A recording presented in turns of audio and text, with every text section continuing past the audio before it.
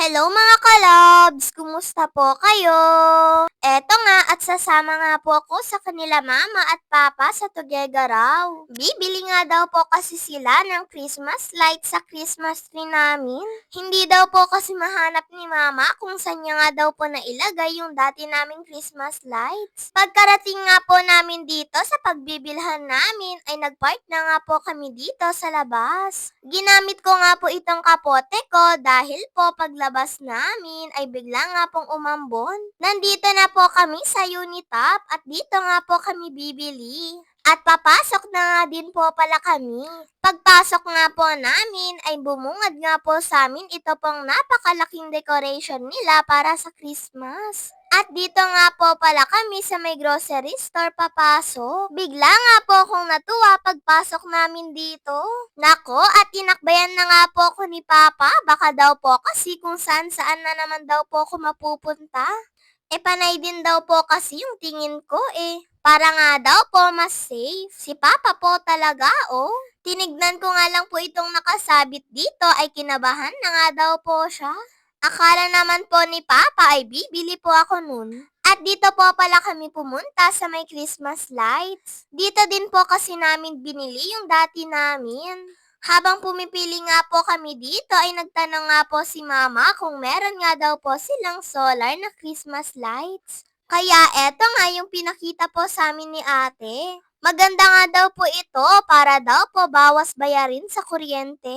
Wala nga daw po kasi silang puti na available kaya etong black na nga lang po yung kinuha namin. Pero okay lang po ito, hindi naman po halata kapag naisabit na sa Christmas lights. At nung okay na nga po ito kay mama ay kinuha na nga din po ito ni papa. Pagkabili nga po namin ito, sabi nga po ni papa ay pwede na nga daw po kaming umuwi.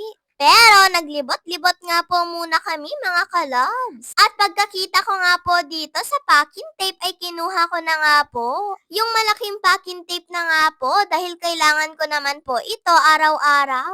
At dito nga ay medyo kinakabahan na nga daw po si Papa dahil ang dami ko na nga daw pong nakikita. Kaya hinayaan na nga lang daw po nila kung pumili. Tumingin-tingin nga din po ako dito ng sticker at kumuha nga po ako. Yung mga napipili ko nga po ay yun nga po yung mga gusto ko, kaya kinukuha ko nga po. May paggagamitan din po kasi ako dito. At kumuha na nga din po ako ng gunting ko dahil kailangan ko nga din po ito At saka nga din po yung crosswise na papel. Naubusan na rin po kasi ako nito at kailangan nga din po namin. Tapos naalala nga po ni Mama na wala na daw po pala kaming daspan. Kaya sabi nga po ni Papa ay tumingin-tingin na nga daw po kami. May nakita pa nga po ako ditong lagadera, yung pandilig nga po ng mga halaman.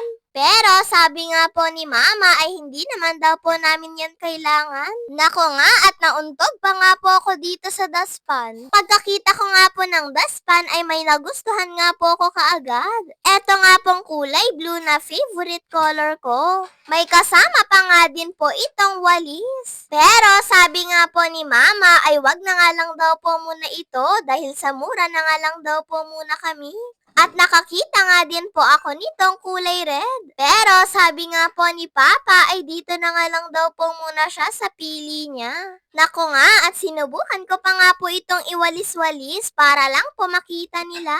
Pero sabi nga po ni Papa ay eto na nga lang daw po talagang mura. Yung pili ko daw po kasi ay para nga lang daw po yun sa may tiles. At eto nga pong kulay blue yung pinili ni Papa. Paboritong kulay po kasi namin ito Pagkabili naman po namin ng daspan, sabi ko nga po kay Papa ay pipili naman po ako ng gusto kong pagkain. Pero parang wala naman po akong mapipili. Iba po kasi yung hinahanap ko Yung matamis po sana mga kalabs. At nung marami na nga po kaming hawak-hawak, sabi nga po ni Papa ay kumuha na nga daw po ako ng tray para naman daw po may mapaglagyan. Kaya sa po hawak-hawak namin magkakandahulog nga po yung iba. Kumuha na nga din po pala kami ng kutsara dahil konti na nga lang po yung natira sa kutsara namin. Eto nga pong kulay gold yung pinili namin ni Papa. Para po kung sakaling mapunta sa kapitbahay ay alam po namin kaagad kung sa amin po yun. Isang dosenang kutsara at isang dosenang tinidor na nga po yung kinuha ni Papa. Ewan ko na lang kung mababawasan pa po ito. At nung okay na nga po si Mama, dito po sa pinili namin ni Papa ay nilagay ko na nga din po ito sa tray. Last na nga lang po na bibilhin namin ay orasan. Sira na rin po kasi yung orasan namin sa bahay. Kailangan pa man din po namin ng orasan lalo na nga po sa umaga kapag papasok. Eto na nga po kaagad yung napili ni Papa. Pagkarating po pala namin dito sa cashier ay napansin ko nga po itong keychain. Tinanong ko nga po si Mama kung pwede nga po akong kumuha ng isa. At sabi naman po ni Mama ay okay lang daw po. At nung okay na nga po ang lahat, eto at nagbabayad na nga din po kami.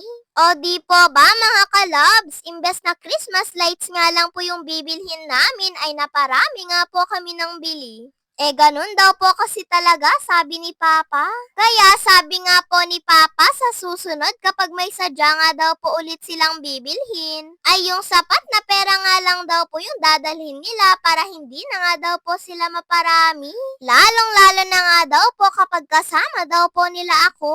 Pero syempre, biro lang naman po nila yun.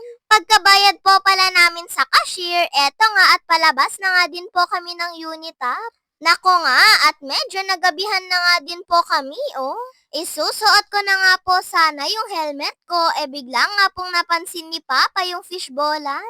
Kaya sabi niya nga po ay mag-fishball daw po muna kami dahil nagugutom nga daw po siya. Hindi nga din po muna kami kaagad nakakuha dahil marami nga din pong nauna sa amin. Pero nung okay na nga, eto at kumukuha na nga din po si Papa ng para sa akin. Tinatanong ko pa nga po si Mama kung gusto niya po. Pero sabi nga po ni Mama ay makikitikim na nga lang daw po siya kay Papa. Shoutout nga po pala kay Naren Datuin. Yun lang po mga kalabs. Maraming salamat po sa panonood ninyo. Mag-iingat po kayo palagi. God bless to all. Bye-bye po.